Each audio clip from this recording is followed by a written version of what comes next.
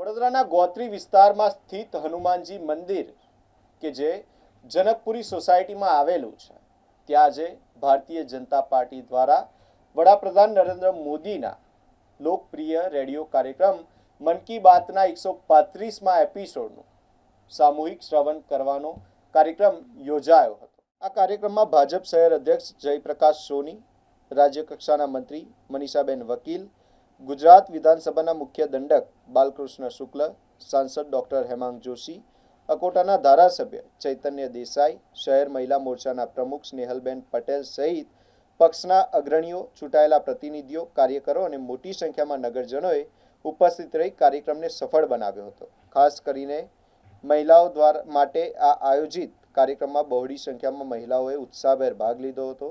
સમગ્ર કાર્યક્રમ દરમિયાન ઉપસ્થિત લોકોએ વડાપ્રધાનના સંબોધનને ધ્યાનપૂર્વક સાંભળ્યું હતું। આજના એપિસોડમાં વડાપ્રધાન નરેન્દ્ર મોદીએ વડોદરાની મહિલાઓના કાર્ય, તેમની સિદ્ધિઓ અને સમાજમાં આપેલા યોગદાનનો ખાસ ઉલ્લેખ કર્યો હતો।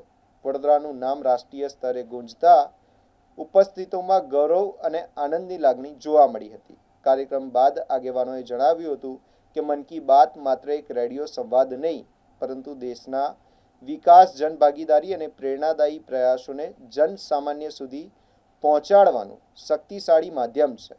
આવા સામૂહિક શ્રવણ કાર્યક્રમો દ્વારા લોકો દેશના વિકાસ યાત્રાને વધુ સાથ આપે છે અને જોડાય છે। આજે મન કી બાતના કાર્યક્રમમાં 135મો એપિસોડ હતો અને દર વખતની જેમ આપણા દેશમાં અલગ અલગ રાજ્યોમાં કંઈક વિશેષતા હોય એ જાણવા મળી।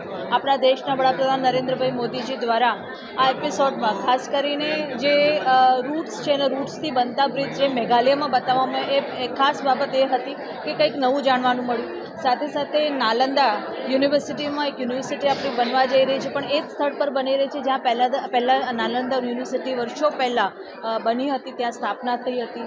એ પણ એક વિશેષ જાણવાનું મળ્યું। સાથે સાથે મહિલાઓની જે ફૂટબોલ મેચીસ છે, જે 5 જણની ટીમ હોય એની વિશે એક નવું એક સ્પોર્ટ્સ છે એ પણ જાણવાનું મળ્યું। એટલે વિભિન્ન વસ્તુઓથી આજે અમને દરેક રાજ્યમાં શું ચાલે છે એ બેસીને આપણને ઘરે બેઠા પણ મન કી બાત જ્યારે સાંભળતા હોય તો દેશની વિશેષતા વિશે ખબર પડતી હોય છે। અમે ખૂબ આભાર માનીએ છીએ આજે દેશના વડાપ્રધાન નરેન્દ્રભાઈ મોદીજીનો કે જે મન કી બાત થકી લોકો સુધી પહોંચે છે અને આપણે ખાસ વિશેષ જાણકારી આપણને પ્રાપ્ત થાય છે। મન કી બાતના 135મા એપિસોડમાં દેશના યશસ્વી પ્રધાનમંત્રી માન્ય નરેન્દ્રભાઈએ અનેક વિષયો પર વાતચીત કરી છે। એ પછી પર્યાવરણનો વિષય હોય, કેવી રીતે બહેનોએ પ્લાસ્ટિકને દૂર કરવા માટે પ્રયાસ કર્યો અને એનાથી સુંદરતા લાવવાનો પ્રયાસ કર્યો હોય, કે મેઘાલયની અંદર જે પ્રકારનો રૂટ બ્રિજ એની પણ વાત કરી છે। વડોદરા શહેરમાં બનતું C295 એરક્રાફ્ટ જે થોડાક સમયમાં હવે એરફોર્સને મળવા જઈ રહ્યું છે એની પણ વાત કરી। DRDO જે પરીક્ષણ કર્યું છે મિસાઇલનું એની પણ વાત કરી। એવી અનેકવિધ વાતો સાથે દર મહિને મન કી બાતનો કાર્યક્રમ થતો હોય છે। આજે વડોદરા મહાનગર દ્વારા મન કી બાતનું લાઈવ ટેલિકાસ્ટ સ્વામિનારાયણ મંદિર ગોત્રી ખાતે કરવામાં આવ્યું હતું। મન કી બાત મહિલાઓ કે સાથ મોટી સંખ્યામાં મહિલાઓ આ કાર્યક્રમ સાંભળવા માટે અહીં ઉપસ્થિત રહ્યા છે। સૌને ખૂબ અભિનંદન અને શુભકામનાઓ પાઠવું।